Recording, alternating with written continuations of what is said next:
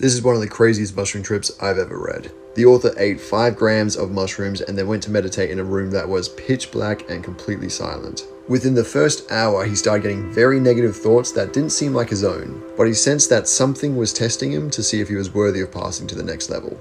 So he stayed calm and even said out loud that he's ready. Immediately after that, he woke up in hospital.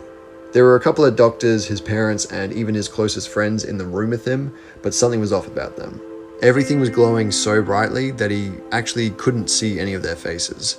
They told him he'd been in a coma for many years and that they just developed a drug to wake him up temporarily. But they said that while he was in the coma, he'd been living another life inside his mind that wasn't real. As frightening as it sounds, he could feel the love of everybody in this room, and he said it was the most powerful emotion he'd ever felt in his life. He wasn't himself anymore either. His mum explained to him that who he really was is something like the universe itself, and that he lived the life of everybody ever.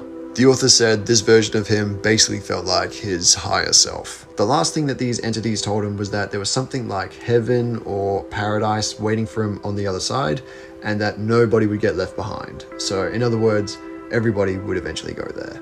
After that, his higher self fell back asleep, and then the author woke up in his body and began to cry. Something at the end of the report that he said that I found interesting was that while he was in the hospital, he knew what was happening wasn't 100% real. He believed the mushrooms put him into this scenario to basically say to him that waking up as your higher self is kind of like waking up in a coma and realizing you're not who you thought you were. But in reality, it's a lot more complicated than that, and too complicated for him to understand. He did say though that the things the entities told him in the hospital and even the love he felt, he believed that they were real.